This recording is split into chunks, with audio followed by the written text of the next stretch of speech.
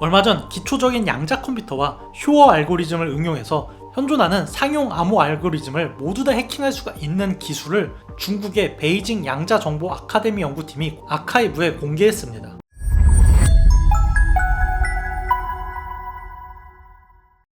현재 우리가 신뢰하고 있는 컴퓨터의 암호화 기술은 의외로 간단합니다.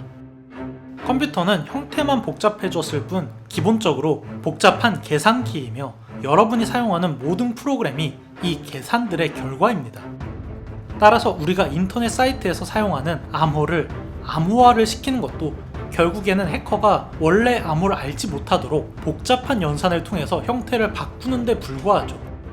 심지어 수학에서는 소인수분해라는 게 존재하기 때문에 아무리 복잡한 수식으로 연산을 했다고 해도 그 연산에 사용된 소수들을 찾을 수가 있고 특정 알고리즘을 이용해서 암호를 찾아낼 수가 있는 것입니다. 때문에 현재 암호는 소인수분해로 찾기가 힘든 엄청나게 큰 소수를 이용해서 알고리즘을 만듭니다. 소수는 1과 자기 자신 외에 다른 수로 나눠지지 않기 때문에 수학에 있어서 물리학의 원자와 같은 존재이며 현재로서는 매우 큰 소수를 찾아내는 공식이 없기 때문에 원래 암호를 알아내기가 힘든 것입니다.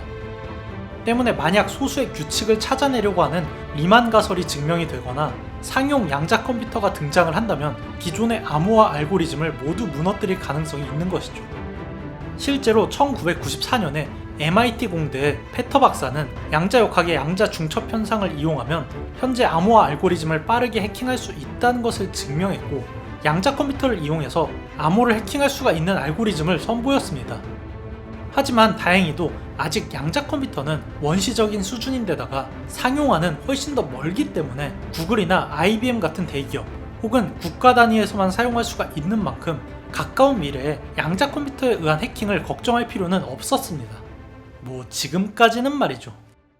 얼마 전 기초적인 양자 컴퓨터와 휴어 알고리즘을 응용해서 현존하는 상용 암호 알고리즘을 모두 다 해킹할 수가 있는 기술을 중국의 베이징 양자정보 아카데미 연구팀이 아카이브에 공개했습니다.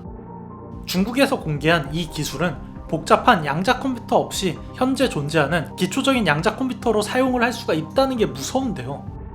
심지어 이론적인 수준이 아니라 실제 소규모 시연을 통해서 알고리즘이 동작한다는 것을 보여줬습니다.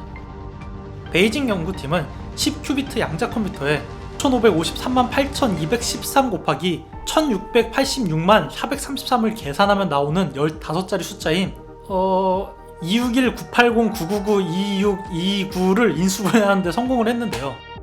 물론 고작 15자리 숫자는 현재 사용되는 암호화 키보다 훨씬 더 작은 수이긴 하지만 고작 10큐비트에 불과한 실험적인 수준의 양자 컴퓨터로 암호화 키를 찾아낸 건 놀라운 일이죠. 원래 양자 컴퓨터로 기존의 휴어 알고리즘을 사용해서 소인수분해를 하는 게 가능하지만 큐비트 숫자가 작은 현재의 기초적인 양자 컴퓨터에서 작동하지 않는다는 문제점을 해결한 것입니다. 아직 동료 검토를 거치지 않은 이 논문에서 그들은 372큐비트를 사용하면 강력한 RSA 키를 깨트릴 수가 있다고 주장을 했는데요. RSA 키는 소수들의 곱으로 600자 정도의 암호화 키를 만드는 방식으로 현재 상용에서 사용하는 가장 강력한 암호화 방식입니다. 11월에 IBM이 발표한 양자 컴퓨터가 433큐비트를 가지고 있는데 물론 아직까진 중첩 오류가 많기 때문에 433큐비트를 온전히 사용한다고 절대로 볼 수는 없지만 이번 연구의 주장이 사실이라면 당장 올해에 여러분의 RSA 키 암호가 모두 다 해킹된다고 해도 전혀 이상한 일이 아닙니다. 현재 전통적인 방법으로 RSA 키를 깨트리려면 슈퍼컴퓨터로도 수만 년 이상 걸리기 때문에 안전한 것으로 보고 있었지만 상황이 급변한 것이죠. 이번 연구 발표로 과학계는 매우 우려를 표하고 있는데요. 중국에서 이런 연구를 한 게 많은 사람들의 개인 프라이버시를 침해할 수 있을 뿐만이 아니라 더 발전하면 군사기밀이나 보안시설 등을 해킹하는 것도 가능해질 수가 있다는 우려입니다. 하지만 중국의 연구팀은 이번 연구의 목적이 해킹을 하기 위한 것이 아니라 현재 암호의 취약성을 경고하기 위한 목적이라고 주장을 하는데요. 이 뭔 개소리야? 문제는 이번 연구를 진행한 곳이 개인의 프라이버시를 크게 존중하지 않는 중국이기 때문에 중국에서 이 기술을 사용해서 개인 프라이버시를 침해할 가능성을 배제할 수가 없다는 것입니다. 아니 근데 잠깐 내가 이런 주제로 영상 만들었다고 해서 중국에서 내 유튜브 아이디 해킹하는 건 아니겠지? 거기에다가 현재 중국의 양자 컴퓨터 기술이 뛰어난 것은 아니지만 최근 들어서 양자 컴퓨터에 막대한 예산을 쏟아붓고 있어서 현재 RSA 방식의 암호화가 뚫리는데 초읽기에 들어갔다는 전망이 나오고 있는 것이죠. 문제는 RSA 방식보다 더 좋은 마땅한 방법이 현재는 없다는 것입니다.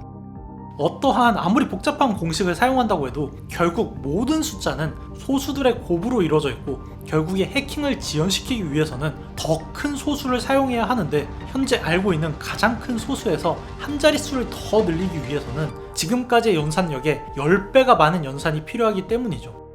그나마 긍정적인 부분들은 이번 논문이 동료 검토가 되지 않은 아카이브에 올라온 중국 논문이라는 점과 몇몇 전문가들이 이 논문의 내용이 과장이 심하다고 주장하고 있다는 부분입니다. 오스틴에 있는 저명한 텍사스 대학의 양자 컴퓨팅 이론가인 스코트는 자신의 블로그에서 이번에 중국 논문은 자신이 25년간 봐온 모든 논문 중에서 가장 오해의 소지가 큰 논문이라고 비판을 했는데요. 그의 주장에 따르면 중국의 기술로 아직 RSA 키를 뚫기에는 멀었으며 당장 걱정할 정도는 아니라고 주장했습니다. 물론 이 논문이 오해의 소지가 있건 없건 근미래에 양자 알고리즘이 기존의 암호 체계를 위협할 수 있다는 건 확실합니다. 아직 대기업이나 국가 규모에서만 양자 컴퓨터를 이용할 수가 있긴 하지만 중국이라면 양자 컴퓨터를 가졌을 때 어떤 일을 할지 모른다는 게 가장 무서운 부분이죠. 현재 매년 양자 컴퓨터의 성장이 기하급수적으로 빨라지고 있는 만큼 근미래에 RSA 키가 뚫릴 가능성을 고려해볼 필요는 있어 보입니다. 그러니까